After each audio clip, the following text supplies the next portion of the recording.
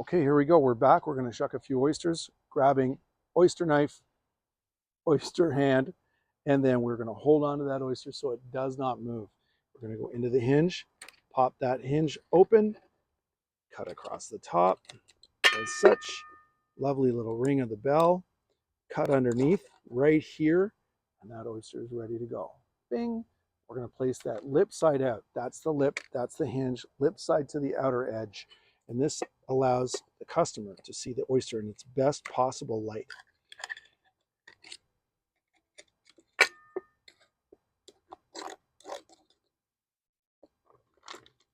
As I am a right-handed shucker, I'm going to pick up and place the oyster from the fresh shucked or fresh oyster tray to the shucking tray.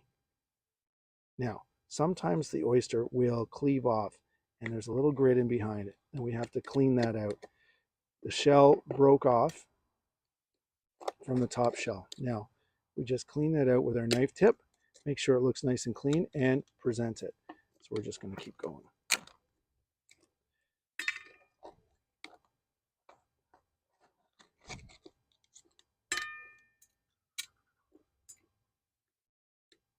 If you poke your oyster like this and you cannot butter it back, make it look really nice. This is adequate, severing the bottom. I still like to present it over this way. This looks very nice. It's okay, but I see I've poked a very big hole in it. If you leave that hole looking like that, it looks awful. You want to continue like this. This is one of the only reasons why you would actually flip your oyster. If you have continued and you shuck that and you cannot make it look really nice, you take your knife over here, flip it, oops, flip it, the oyster looks a lot better. However, it's backwards. That's back, it's turning this way, the shell turns this way. So it's a little bit backwards. I want to flip this back, make it look really nice, and we will put that still right here, lip side out, and we will continue shucking. Keep all of your shells, because you never know when you're going to need to use shells. And I will show you when you're going to need to use shells when we design this plate. We're going to design this plate as a varietal of oysters. We're going to pretend this is all one oyster coming out of Prince Edward Island. This is a Sweet Island Kiss oyster. We want to showcase this and pretend that it's a variety. The tray that I'm serving in is very large. We can show probably 24 oysters, and we're going to go through the 24 because we're going to see things like this. This is new shell growth right here. See this? Oysters grow from the inside out, so there is where the oysters will grow. This is the mantle, the top side of the oyster. On the inside, you get 4 sets of grills. That's how the oyster breathes. You have a bottom mantle. The mantle is where it extrudes nacre. It's a liquid form of mother of pearl. When the nacre solidifies, it will create new shell. That's what this is here. As a shucker, you have to take that away for your clients and customers. So keep your eyes open for this and move it off. Basically, just put it in the shell right there. Look, super clean, ready to go. Sever the bottom. That's the bottom part of the oyster. See the black spot there? Once you see that spot loose, that oyster is ready to go, and we will align the oysters. I will put oysters in a pie wedge shape, put them, but making sure that meat does not touch shell. Its shell is touching shell. So you can create a lovely little design of oysters like such, making sure that you're free of any grit. The oysters' shells are only touching each other, not touching the meat, and you'll create a wonderful little plate of oysters.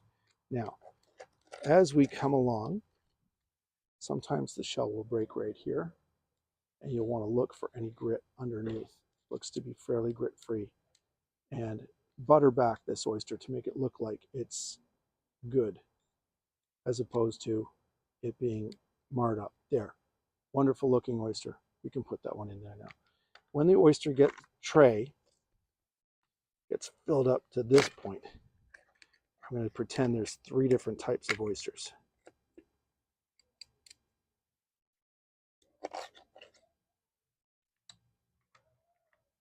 So the shells are just touching the shells, not touching the meat. I'm going to turn this oyster tray this way, take my shell. I'm going to take the top shells and separate. This is a visual separate visual way of separating the different types of shells. Servers will understand at this point in time where the different oysters come into play on a tray. So we will look at these type of things as I pick up in place. I pick up the oyster with my knife hand, and I present the oyster on the presentation tray with my oyster hand. The oyster hand is in the glove because that's where you hold on to the oyster so it doesn't wiggle around. The more force you put onto the oyster from this hand, the less force you will need to use with your knife hand to open up the oyster. You only really want to open the oyster with a little bit of force. It's about 40 pounds per square inch of pressure. You can see here that the shell cleaved right off the backside over here. Bing. And it's going to be a little bit difficult. You want to take that away because the customer is going to get that in their hand and don't know what to do with it. So remove it. Remove everything that is possibly going to flake off or splinter.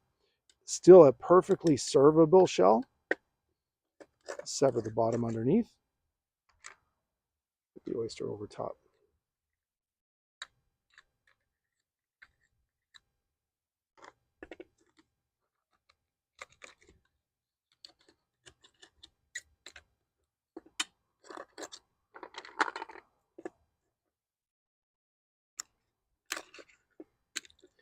This is what we call a hockey puck up here in Canada. When the oyster cleaves off like that, the oysters grow in layers. Remember what I said about new shell growth. There's some lovely example of new shell growth right there. Great. And now this is where the oyster was weakest. It's weak because it's attached to the adductor muscle, which is just underneath here. You can still serve this oyster, but you got to take this piece of grit out. Who's going to eat this, right? So you come underneath, put your little thumb over this side, put your oyster knife under this side, and cut towards yourself, removing that piece of shell. I've got another one here. Each oyster is going to be different. And now you've got a perfectly servable shell oyster. Looks lovely. What's that piece of grit back corner? Got to keep an eye out for that. So look for your oysters, look for the grit, and watch what's happening with your oysters. So we keep moving on.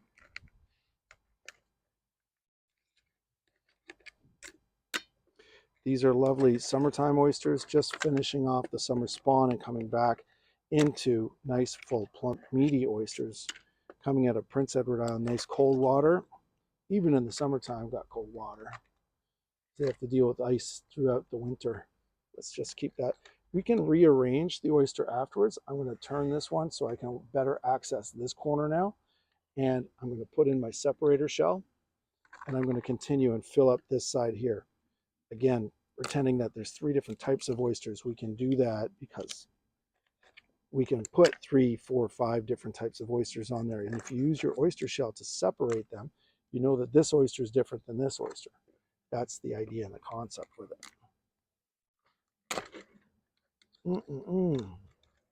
Sometimes when the hinge turns down, you've got to raise the hinge up so you don't put a lot of force into that. Watch out for grit right there.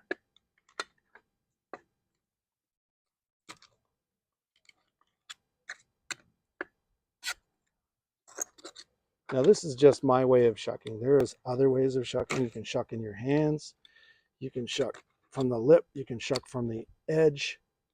Lip is up here, edge is over here, down underneath. Everyone's got their own style. This is just my style because it works on 5 different species of oysters, of which I had to do up in Starfish in my restaurant.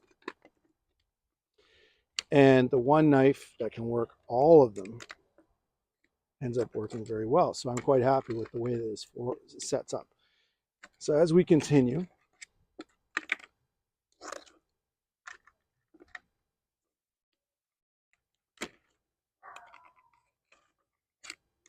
oh, look at that. Beautiful little oysters. And you just put them up. You can double tier them, have them overlap. This is one format. There's many other forms. There's the run, there's the fan. This is more of the section of wedging. Now I haven't done a count on this. I'm just filling the plate to make it look nice. Gills. Look at the gills on this one. Completely gray, gray-black. In France, they run a green-gilled oyster. This oyster here, now, if I have to smell to wonder if it is, this is the top shell that came from it. So I'm deeming this a perfectly good oyster, even though the gills are bordering on a black to gray, which is, I'm going to call the diatoms that are in the area, the algae that is in the area of this oyster in Rustico, Prince Edward Island. And somehow it's got a very dark color to it, which I think is perfectly acceptable because I'm going to smell this shell. I'm not going to smell this in front of the customer. Perfectly clean. If you smell this, this was laying on top. If you have to smell an oyster, don't smell the oyster. Smell the top shell. This is a technical thing. If I see people jamming this up in their nose and then serving it to a customer, use this top shell. It's attached to it'll have the same smell. If it's an off smell, you're going to smell it from here. So this looks gorgeous. I would actually, in France with the green gilled oyster, they would actually serve the oyster like this, exposing the gills, showcasing the beauty of what is exposed right there. And I think this is an adequate, very interesting way of serving this oyster. And we're going to put that and almost save that to centerpiece, because we don't know what the other ones are going to have. You can see some of them have a darker gill. Now you're going to see some stuff which is really interesting. Yes, I'm outside and have wasps. I apologize profusely, but welcome to Outdoors Canada. This is a beautiful oyster to showcase.